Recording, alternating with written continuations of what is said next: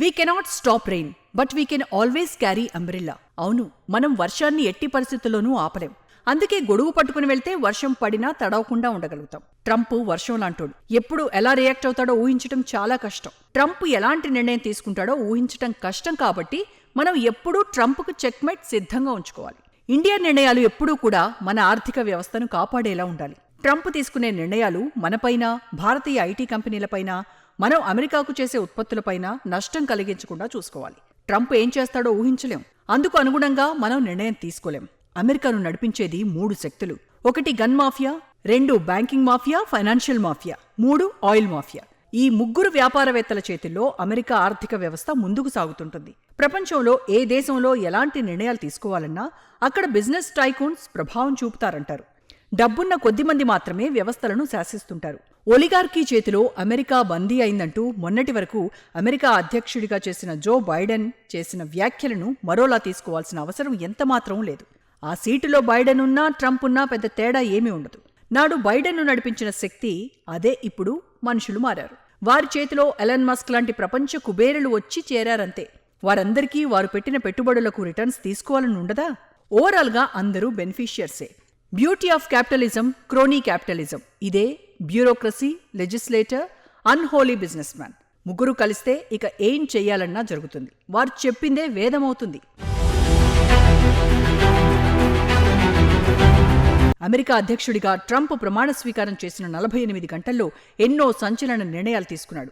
Energy, climate change, trade, immigration, border control, controversial presidential orders, ఇలా ఒక్కొక్కటి తీసుకురావడమే కాదు, వాటన్నింటినీ అమలు చేసేలా అధికార యంత్రాంగాన్ని సన్నద్ధం చేస్తున్నాడు.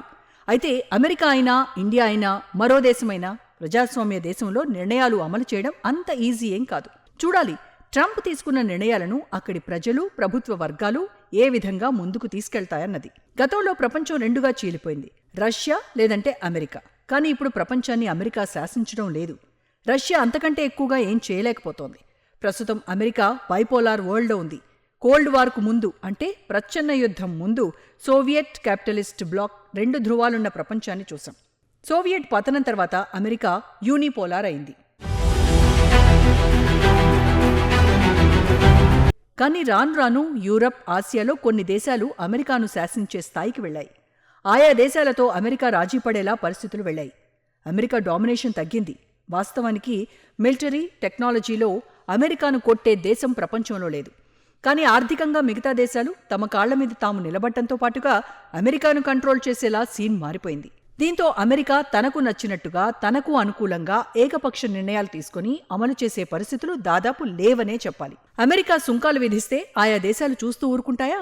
ట్రంప్ సహకరిస్తే వారు సహకరిస్తారు. లేదంటే వారికి ఆప్షన్స్, చాయిస్ ఉండనే ఉంటాయి. ట్రంప్ ఏకపక్ష నిర్ణయాలతో తాత్కాలికంగా కొన్ని దేశాలు నష్టపోయినప్పటికీ కొన్నాళ్ల తర్వాత అమెరికా కూడా నష్టపోతుందన్నది ఆర్థికవేత్తల అంచనా. ఇప్పుడు అమెరికాలో జన్మతః పుట్టిన వారికి పౌరసత్వాన్ని ఇవ్వమంటూ అమెరికాలో ట్రంప్ కొత్త నిర్ణయం తీసుకొచ్చాడు. ఈ నిర్ణయం అమలవుతుందా లేదా అన్నది చూడాలి. కాకపోతే ఈ నిర్ణయంతో అమెరికాలో ఉన్న పౌరులు కాకుండా జీవిస్తున్న ఎందరిపైనో ప్రభావం చూపుతుంది. అమెరికా అధికార కేంద్రంలో భాగస్వాములైన వివేక్ రామస్వామి గాని, ఉపాధ్యక్షుడు వెన్స్ భార్య ఉషా గాని, మొన్నటి వరకు అమెరికా ఉపాధ్యక్షురాలిగా పనిచేసిన కమలా హ్యారిస్ గాని, ఇలా ఎందరో అమెరికాలో పుట్టడం లేదంటే అమెరికాలో సుదీర్ఘకాలం జీవించి ఉండటం వల్ల అమెరికా పౌరులయ్యారు. ఎన్నికల్లో పోటీ చేసే అవకాశాన్ని దక్కించుకున్నారు. కానీ ఇప్పుడు ట్రంప్ తెస్తున్న ఆర్డర్ ఎలా ముందుకు సాగుతుందో, దాని ఫలితాలు ఎలా ఉంటాయో చూడాలి. వాస్తవానికి అమెరికా సుసంపన్నం అయింది వలసదారుల వల్లే. నేడు మనం చూస్తున్న అమెరికా ప్రపంచంలోనే ఉన్న విదేశీయులు ఆ దేశంలో స్థిరపడటం వల్లే జరిగిందన్నది ముమ్మాటికి నిజం. అమెరికా ఇలాంటి నిర్ణయాలను అమలు చేస్తే వచ్చే రోజుల్లో అక్కడ పనులు చేసేందుకు మనుషులు దొరకరు. కేవలం పౌరసత్వం మాత్రమే కాదు, ఇంకా విదేశీయులకు ఉద్యోగాలు ఇవ్వడం వల్ల అమెరికన్లకు అవకాశాలు పోతున్నాయని పదే పదే చెప్పే ట్రంప్ ఆ దేశం మనుగడంతా విదేశీయుల వర్క్ ఆర్డర్ వల్ల అన్నది తెలుసుకోవాలి. కానీ ట్రంప్ ఘటికుడు. అన్నీ తెలిసి కూడా తెలియనట్టు నటిస్తాడు. అందుకే నటుల కంటే ట్రంప్ మహానటుడయ్యాడు. అమెరికాలో పనిచేసేందుకు లేబర్ ఫోర్స్ రానియకుండా చేస్తే అది అమెరికాకు దెబ్బ. బాత్రూమ్ కడగాలన్నా, రోడ్లు క్లీన్ చేయాలన్నా, ఇంకా చెప్పుకోలేని పనులెన్నో చేయాలన్నా ఆ దేశానికి 3rd వరల్డ్ కంట్రీస్ నుంచి లేబర్ ఫోర్స్ కావాలి. అంటే విదేశీయులు కావాలన్నమాట. ఇక లేబర్ మాత్రమే కాదు, అమెరికా క్షణక్షణం నడుస్తోన్న డిజిటల్ వ్యవహారాలన్నీ నడిపిస్తోంది ఇండియన్స్, చైనీయులే.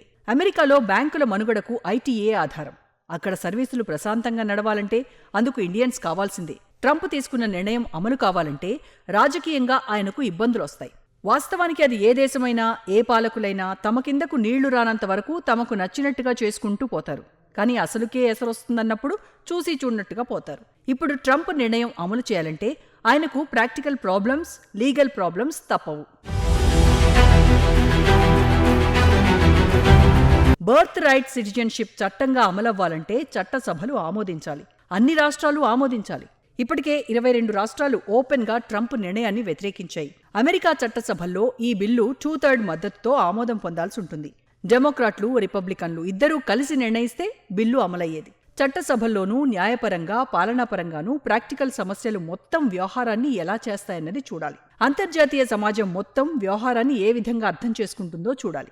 మీడియాలో ఆ రోజుకు ప్రచారం కోసం కొన్ని అంశాలు పనికొస్తాయి, ప్రజల్లో అపోహలు కలగడానికి కారణమవుతాయి. అంతేగాని అమలు చేయడం అన్నది హెడ్లైన్స్లో వచ్చినంత ఈజీ కాదని అమెరికా ప్రస్తుత అధ్యక్షుడు ట్రంప్కు బాగా తెలుసు. ట్రంప్ తీసుకునే పలు నిర్ణయాలు ప్రపంచ దేశాలు ఆమోదించాలి. విపరీత నిర్ణయాలతో తాను మాత్రమే తింటానంటే కుదరదన్నది ట్రంప్కు రాను రాను అర్థమవుతుంది. తన కంపెనీలో పనిచేసే ఉద్యోగులకు జీతాలు ఎగ్గొట్టాడన్న విమర్శలు మూటగట్టుకున్న ట్రంప్ సొంత లాభం కొంత ఎలా మానుకుంటాడన్నది $1 మిలియన్ ప్రశ్న. అంటే ఎవరి వాటా వాళ్ళకివ్వకుండా అన్నీ తామే చేస్తామంటే కుదరడం అసాధ్యం. విపరీత నిర్ణయాలు తీసుకోవడం ద్వారా అమెరికా బొక్కబోరలా పడుతుంది. ప్రస్తుతానికి పబ్లిక్లో ఇమేజ్ వస్తుంది, అంతవరకు ఓకే. కానీ లాంగ్ రన్లో ఇబ్బంది కలుగుతుంది. ప్రపంచం తిరగబడే ప్రమాదం పొంచి ఉంది. కొన్ని దేశాలపై అమెరికా నాడు ఏకపక్షంగా యుద్ధం చేసింది. ఇరాక్, ఆఫ్ఘనిస్తాన్ల దాడులు చేసింది. ఇరాన్ ఏకాకి చేసే ప్రయత్నం చేసింది.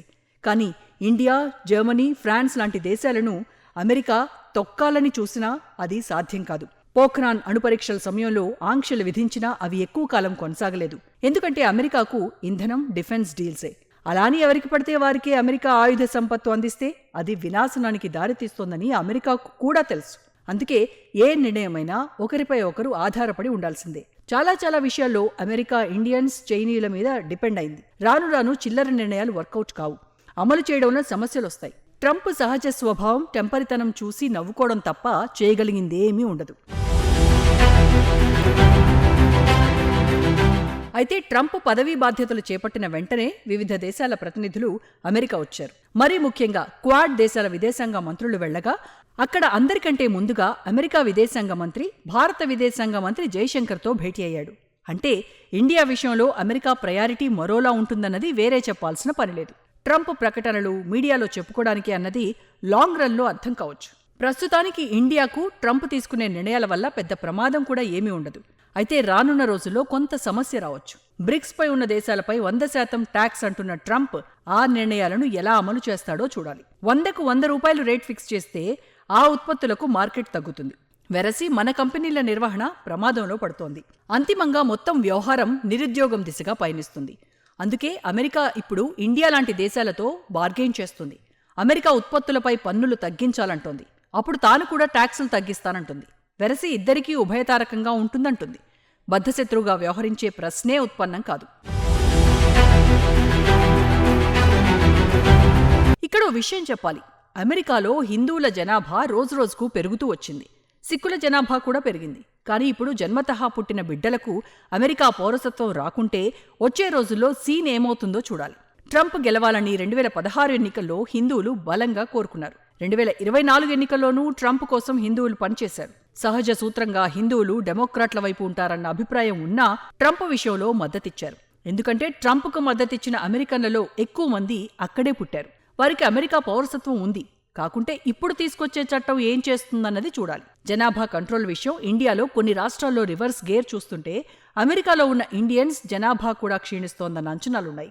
అమెరికా వెళ్లి అక్కడ స్థిరపడుతున్న ఐటీ, ఇతర టెక్నికల్ ఉద్యోగుల పిల్లలందరూ పుట్టిన వెంటనే అమెరికన్ పౌరులవుతున్నారు. పేరెంట్స్ ఆ తర్వాత అమెరికా పౌరులుగా చలామణి అవుతున్నారు. ఇప్పుడు ట్రంప్ను మాత్రమే మనం చూస్తున్నాం. వచ్చే రోజుల్లో అంతకంటే అమెరికా ఫస్ట్ నినాదంతో మరో పాలకుడొస్తే పరిస్థితి ఎలా ఉంటుందో ఊహించడం కష్టం. అమెరికా జనాభాలో హిందువులు 1% ఉన్నారన్న అంచనాలున్నాయి. ఇక్కడ గమనించాల్సిన విషయం ఏంటంటే అమెరికాలో ఉన్న పౌరులు చాలా మంది బుద్ధిజం వైపు ఆకర్షితులవుతున్నారన్న వార్తలున్నాయి. హిందూ జనాభా కంటే అమెరికాలో ప్రస్తుతం ముస్లింల జనాభా కొంత ఎక్కువ ఉంది. హిందూ జనాభాతో పాటు అమెరికాలో సిక్కు జనాభా కూడా గణనీయంగా గత 20 ఏళ్లుగా పెరిగిందని గణాంకాలు స్పష్టం చేస్తున్నాయి. ట్రంప్ నిర్ణయంతో వచ్చే రోజుల్లో హిందూ జనాభా తగ్గే అవకాశముందన్న ఆందోళన మన వాళ్లలో కలుగుతోంది.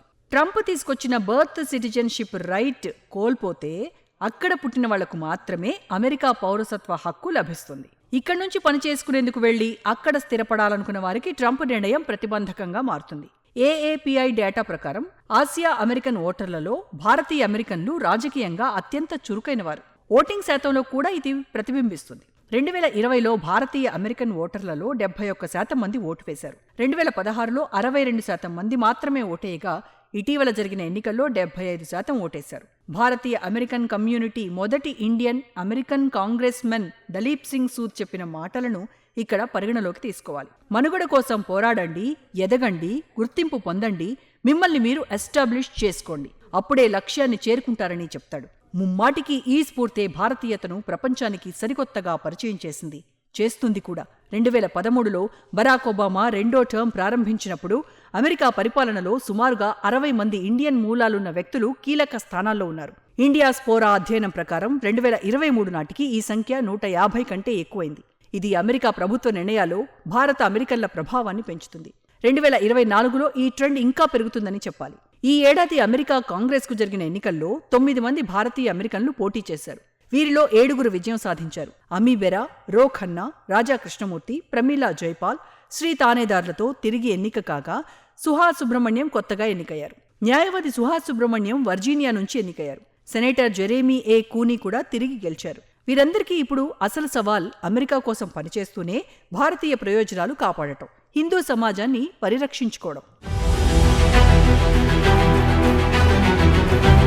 అమెరికా అంటేనే వలసదారుల దేశం. అమెరికాలో ప్రపంచవ్యాప్తంగా ఉన్న అన్ని దేశాల ప్రజలు వెళ్లి అక్కడ కష్టపడి పనిచేయడం ద్వారానే ఆ దేశం సుసంపన్నమైంది. అలా వెళ్లి అక్కడ ప్రజలను మెప్పిస్తేనే మనవాళ్లు ప్రజాప్రతినిధులయ్యారు, అమెరికా చట్టసభల్లోకి అడుగుపెట్టారు.